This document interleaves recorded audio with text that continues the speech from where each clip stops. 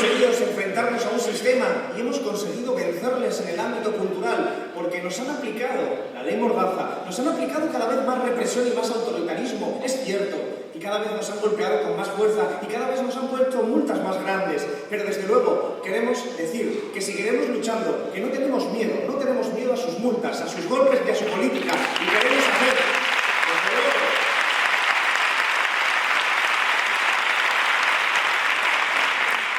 queremos hacer un homenaje a la gente que lucha, un homenaje a la gente que dedica su esfuerzo, su tiempo en construir los sueños colectivos, un esfuerzo, desde luego, que va a merecer la pena, y queremos dedicárselo sobre todo a aquellas personas que con más acentuación han sufrido las consecuencias de la represión y el autoritarismo, porque la ley Mordaza, esa ley Mordaza significa también el síntoma de que el gobierno ha perdido su capacidad de convencer y de que solo le queda su capacidad de usar la fuerza, pero al mismo tiempo ese homenaje a los luchadores, entre otros a esas 300 personas sindicalistas que están ahora mismo en los juzgados por defender nuestros derechos,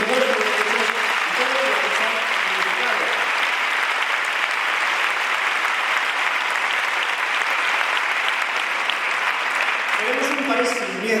sin miedo a los golpes de Estado, sin miedo a los golpes de Estado, sean militares o sean financieros. Un país que podamos decidir nosotros y nosotras cómo queremos que sea. Por eso hablamos de una nueva Constitución, hablamos de que definamos entre todos y todas, debatiendo desde abajo, desde los barrios populares, desde nuestras calles, desde nuestros barrios, desde los centros de trabajo, desde nuestras familias, podemos decidir cómo queremos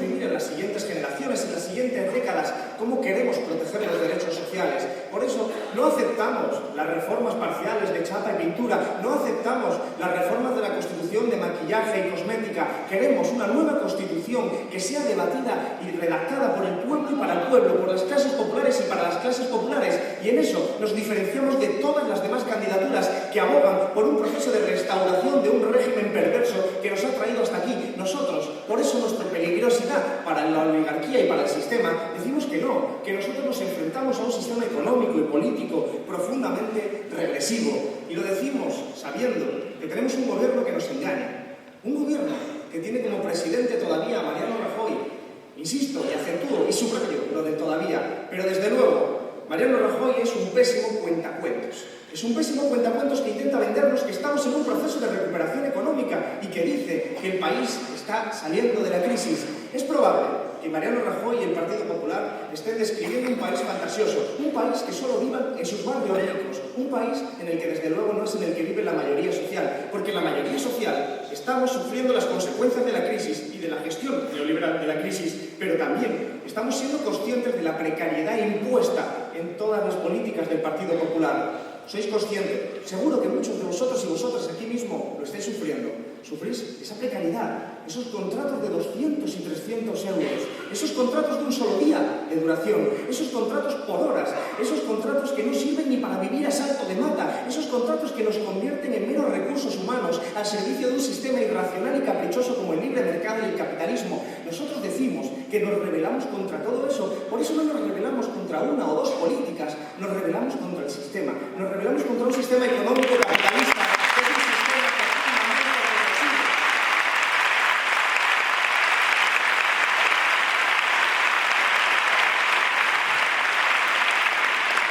Porque esta crisis no es azarosa, esta crisis no ha caído del cielo, esta crisis tiene responsables, esta crisis tiene culpables, esta crisis que nos está llevando a un escenario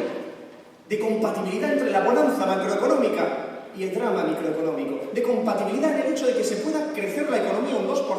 y que la gente le crezca un 5%, de compatibilidad entre salarios ultramillonarios y salarios de miseria y basura. A esos salarios de basura que sufre la mayoría social se le puede unir, complementar lo que le está ocurriendo a una minoría social en este país. Por ejemplo, el otro día el BBVA prejubiló a su número 2, al señor Cano, le dio una pensión vitalicia, es decir, hasta el día que se muera, de 4.900 euros al día. 4.900 euros al día para un banquero responsable también de la crisis. Y si nos parece poco, conocimos la semana pasada que el presidente de Iberdrola ganó el año pasado, un total de 44.000 euros al día. 44.000 euros al día el presidente de Iberdrola en nuestro país. Quizás se esté refiriendo a ello Mariano Rajoy cuando habla de recuperación económica, pero estos datos son compatibles con 5 millones de desempleados, son compatibles con más de 1,5 millones de familias que no tienen para pagar la luz y la calefacción en invierno y para más de 770.000 familias que ahora mismo no tienen ni un solo tipo de ingreso. Es esa la recuperación de la que habla Mariano Rajoy, porque no son elementos anecdóticos. En nuestro país, en este momento, ahora mismo, en todo el país, hay más de 130 banqueros que cobran 2.300 euros al día. 2.300 euros al día. 130 banqueros responsables de la crisis y rescatados con nuestro dinero. Pero eso no es azaroso. Eso tiene culpables, responsables, que son la oligarquía, los partidos políticos que han sufragado y sostenido este régimen. Y, por cierto, nadie ayer en el debate habló de todo esto que estamos diciendo.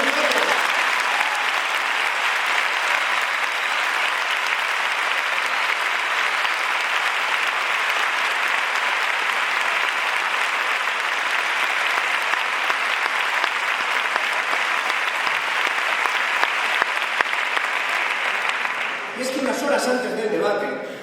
conocíamos una entrevista en El Mundo al presidente de la COE, a ese presidente que suele proponernos que nos bajemos el sueldo, que nos jubilemos prácticamente a la hora de morir para costar menos a la seguridad social, y a ese presidente de la COE que probablemente lo que nos quiera recomendar son grilletes para ser esclavos prácticamente del sistema económico, a ese presidente de la COE que por cierto sustituyó a otro presidente que ahora mismo está en la cárcel como representante de la corrupción estructural de nuestro país, al presidente Díaz Ferrán. Pues resulta que en esta entrevista en El Mundo el presidente decía que el debate a 4 no le preocupaba, que no le preocupaba porque los 4 partidos habían decidido no molestar al sistema económico y que por lo tanto él estaba contento. Entonces se entiende mucho mejor lo incómodo que resultamos nosotros y nosotras, porque sí somos...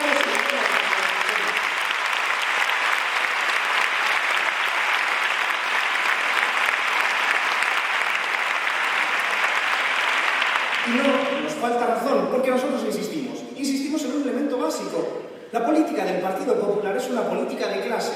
pero no nos engañemos, no de clase porque sea elegante, o sea buena, o bonita. Es de clase porque es de clase social, es de clase porque sirve a los intereses de la oligarquía, sirve a los intereses de las grandes empresas y de las grandes fortunas. Warren Buffett, multimillonario estadounidense, dijo hace un tiempo, en una entrevista en New York Times, dijo que las clases, que la lucha de clases, por supuesto que existía, pero que era su clase, la clase alta, la que iba ganando. Está bien que los ricos sepan que hay lucha de clases. De lo que se trata, y ese es nuestro deber político-moral, es de que convenzamos a nuestra gente, a los pobres, a las clases populares, de que también hay lucha de clases, que no nos creamos sus mentiras, que digamos que claro que hay lucha de clases y que en nuestro país hay ricos, hay pobres y las políticas no son neutrales. No hay políticas que no sean de izquierdas o de derechas. Hay políticas que cambian la configuración del modelo de sociedad y que benefician o a los de abajo, o a los de arriba, o a la clase trabajadora, o a la oligarquía en este país, y hay que definirlo y ser neutrales siempre.